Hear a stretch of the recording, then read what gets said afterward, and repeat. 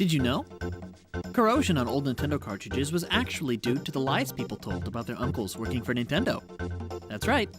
The old cartridges didn't want us to lie. They just wanted to have a good time. Ahoy there, friends, and welcome to the kitchen. I'm Ben Jones, the more rugged side of Curri and Rice. In the next few minutes, we're going to be playing a game and going on a journey to the distant past of the 90s. Full of that sweet, sweet nostalgia stew.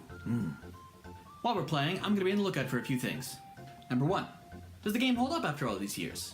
Back in the days of the first wave of home consoles, developers did their best to deliver a quality product. Judging by the huge buffet of products that we have today, we can see that something worked. But back then, developers just kind of threw everything at the wall to see what stuck. That's why we have so many wacky games from that generation that don't seem to fit in all of these neat boxes that we have for games today, like action, or sports, or RPG. So today I'm going to be trying to figure out whether this game will live up to its expectations, or if I can tell that it's way past its expiration date. Once that's done, I'm going to be paying even closer attention to number 2, which is, what can I learn from a game design standpoint? I've spent the last couple of years studying to be a game designer, and one of the biggest lessons I learned was how to keep your scope in check. Far too often I find an excellent idea for the next best MMORPG shoot-'em-up open-world sandbox simulator, only to be told that I wasn't keeping my scope in check. I had to think of what I could make with the ingredients that I had, which was, well, me. I didn't have the time or the resources to make more pig shmup-ows. I've had encouragement in the fact that the pioneers of gaming often had simple concepts in small teams for concepts like Jumpman, or Shoot Woman, or Jump and Shoot Man. So I've taken it upon myself to play games from the distant past and learn what works and what doesn't from the one thing handed down to us from the pioneers of gaming, which is something that I like to call... Obviously, because I'm going to be talking about the whole game, this is going to be your only spoiler warning, so if you don't want to know anything about the game that I'm about to play, you may want to click a different video. But if you're okay with it, and you've either already played the game or you don't really care about the spoilers so much, by all means. But enough about my rambling. I'm sure you're hungry. Let's dig in.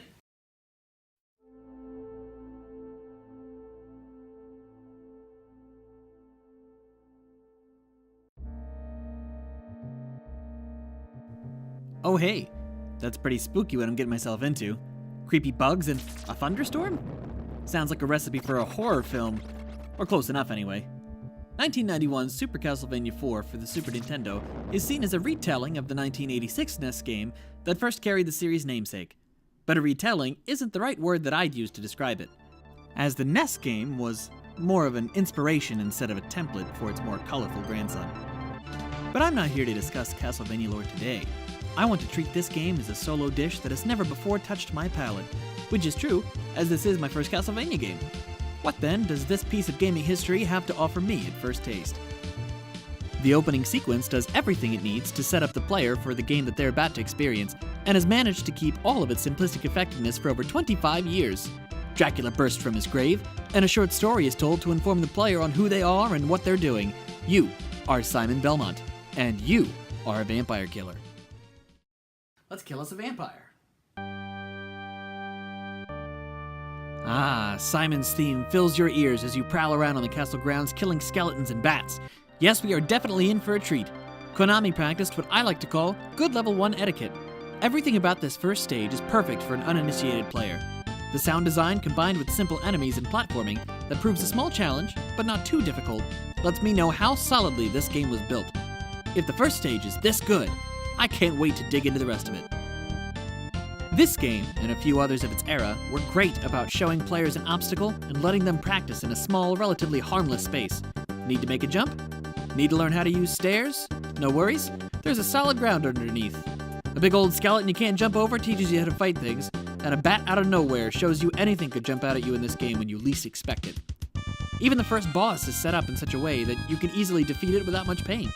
In fact, this is the first time of many that we see what I like to call the platform of doom.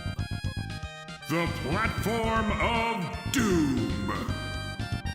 With the exception of one or two bosses, every boss can be managed with some patience and proper utilization of The Platform of Doom. All you have to do is stand on or behind it, and land strategic strikes on your enemy while defending every blow.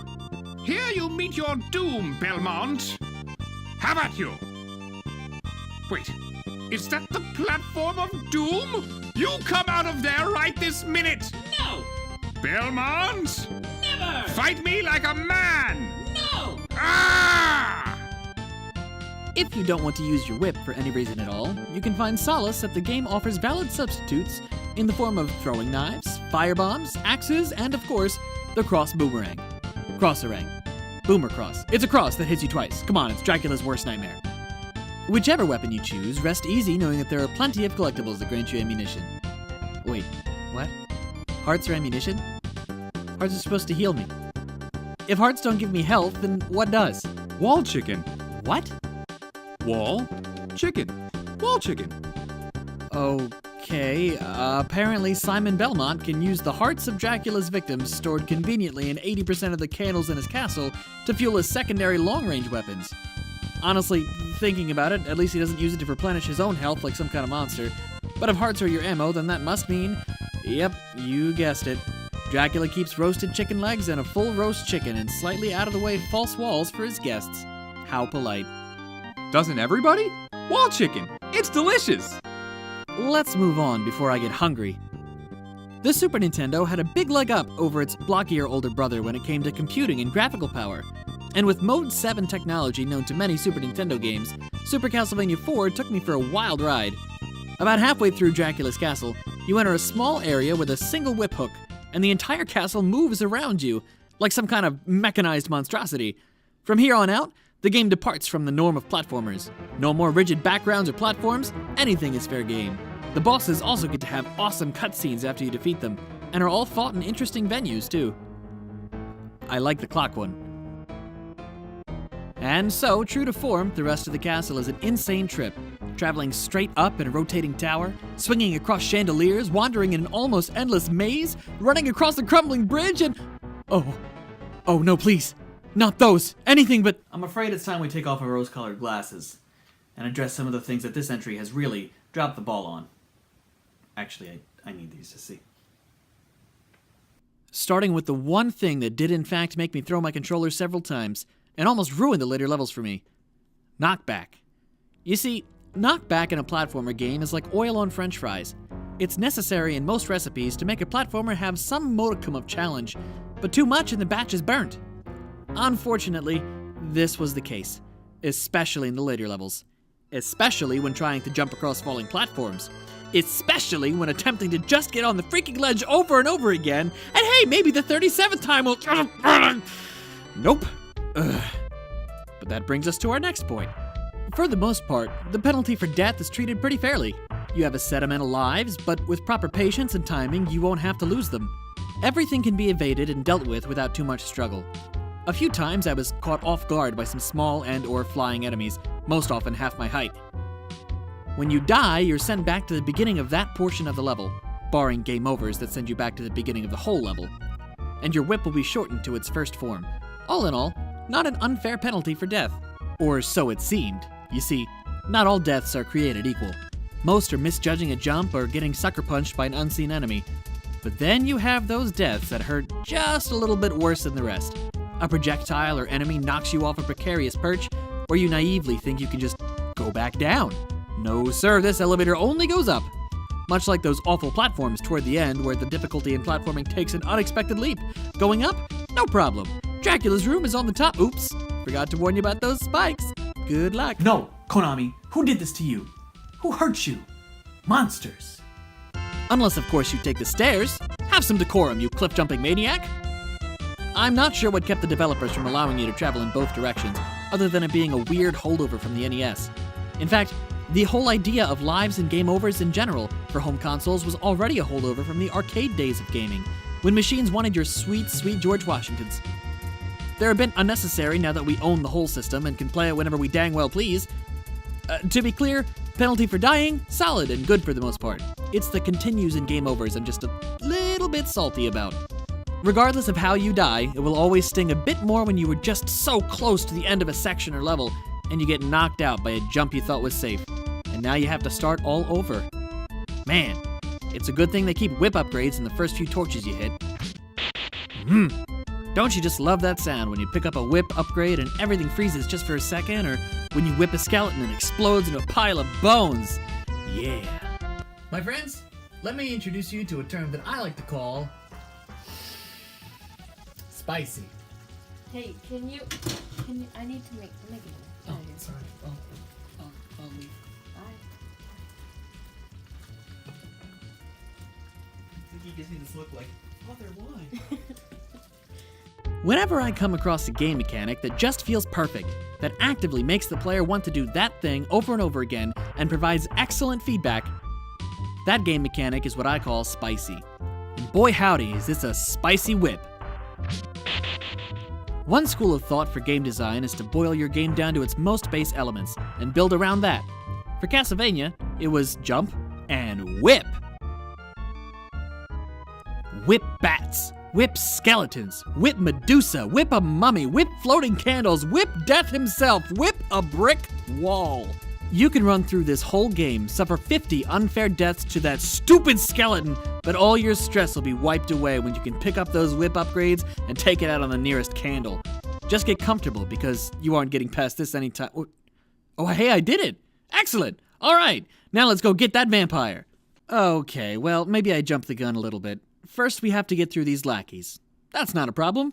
We'll just utilize... The platform of doom. You get the point.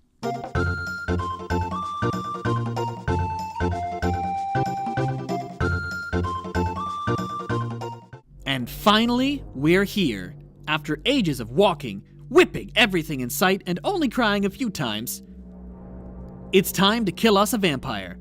No sweat. I'll just... Wait. There's no platform of doom in here. Why is he disappearing? What's with these fireballs? This boss might just be the toughest boss yet. But I won't back down.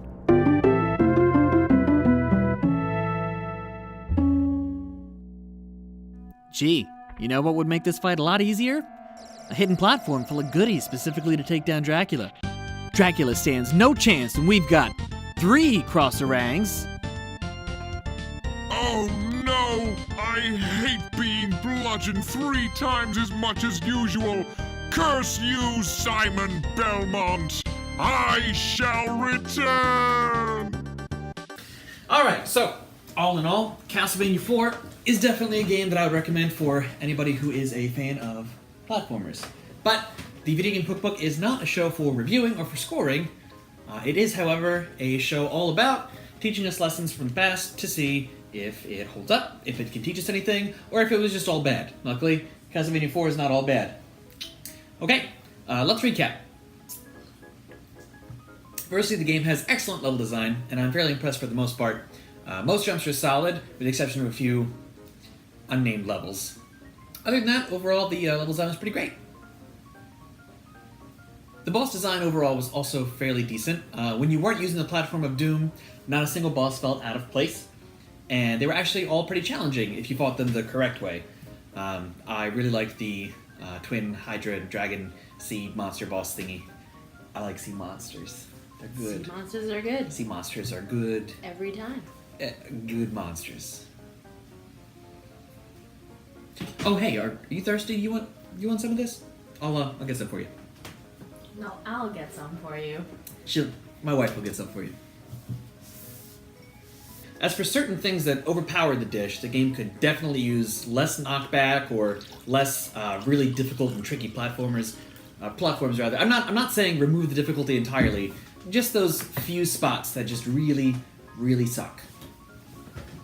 Let's remove those out of every game. Well, not every game. Some games, it's good to feel the pain. The game took an unexpected leap of difficulty near the end, which wouldn't have been so bad, and was actually pretty surprising for a game that practiced such solid level 1 etiquette. And instead, at the end, they threw unexpected spikes and brand new enemies out of nowhere at you. So I would do with less of that. Ultimately, the pain of having to restart over and over again after dying and getting game overs constantly was less rewarding and more painful. The eerie and awesome backgrounds and soundtracks were great the first, 10 times you had to go through them, but having to see them again and again, ultimately going through the levels became a chore at some points. I heard Castlevania music in my nightmares. Not because of vampires, but because of just flashbacks to how many times he died. Everything was redeemed with the excellent whip mechanic, that sweet spiciness whenever you got to strike an enemy or hit all of the candles in Dracula's castle. Just made the whole experience worthwhile and well put together. So even though you may have died several times or... Several. More than several. I'm not sure if there's a word for more than several. Maybe I'm just bad at games, who knows. Anyway, the whip mechanic redeemed the whole thing. All in all, these are the lessons that I learned playing Super Castlevania IV. All in all, these are the lessons we learned after playing Super Castlevania IV. Let us know in the comments if you thought of anything better or disagree with anything that we said. I'm Tori Jones, and this is my husband. I'm Ben Jones, and that's my wife. And this has been the Video Game Cookbook. Cookbook.